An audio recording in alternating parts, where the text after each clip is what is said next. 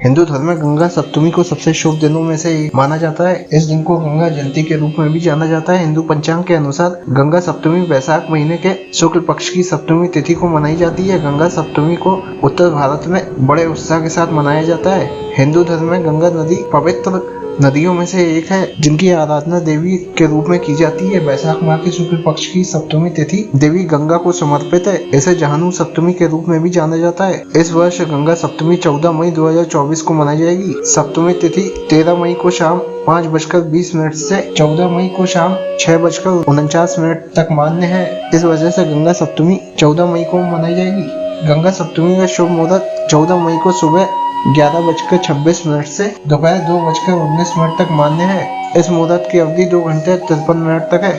गंगा सप्तमी का हिंदुओं में बहुत महत्व है। गंगा को सबसे पवित्र नदियों में से एक माना जाता है। देवी गंगा को कई नामों से पुकारा जाता है, जैसे शुभ्रा, गंगे, भागीरथी और विष्णुपदी। विष्णुपदी नाम इसलिए पड़ा क्योंकि पहली बार भगवान विष्णु के चरणों से माँ गंगा निकली थी। ऐसा माना जाता है कि गंगा के जल में किसी भी बीमारी से व्यक्ति को ठीक करने की शक्ति होती है। जो भी गंगा नदी में पवित्र डुबकी लगाते हैं उन्हें पिछले पापों से मुक्ति मिलती है। गंगा जल नकारात्मकता से बचाता है और ये शरीर और आत्मा को शुद्ध करता है। भक्त शिवलिंग अभिषेक के लिए गंगा जल का उपयोग करते हैं। गंगा जल का उपयोग मृत लोगों की अस्थियों को विसर्जित करने में भी किया जाता है, ताकि उन्हें मोक्ष की प्राप्ति हो सके। गंगा सप्तमी की कथा कुछ इस प्रकार है। हिंदू धर्म ग्रंथों के अनुसार देवी गंगा पहली बार गंगा दशहरा के दिन धरती पर उतरी थी, लेकिन ऋषि जहनु ने सारा गंगा जल पी लिया। तब सभी देवताओं और भागीरथी ने ऋषि जहनु से गंगा को छोड़ने का अनुरोध किया। इसके बाद गंगा सप्तमी के दिन देवी गंगा फिर से धरती पर आई और इसलिए इस दिन को जहनु सप्तमी भी कहा जाता है।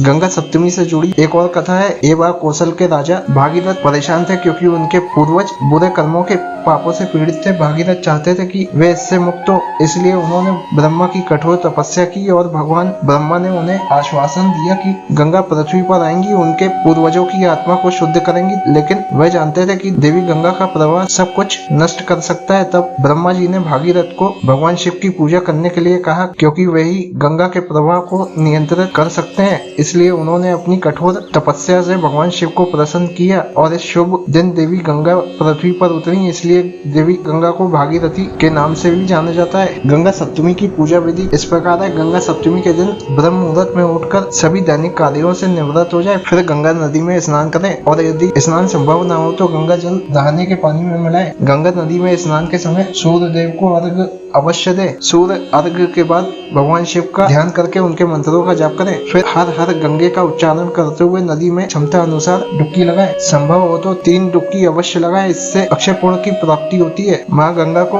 धूप, दीप, नैवेद्य, गेंदे के फूल की माला अर्पित करें। नदी में खड़े खड़े माँ गंगा के मंत्रों का जाप करें। गंगा स्तोत्र का पाठ भी करें और माँ गंगा से प्रार्थना करें। माँ गंगा को सफेद रंग की मिठाई या अन्य सफेद खाद्य का भोग लगाएं। माँ गंगा की आरती उतारें और क्षमता अनुसार दान करें।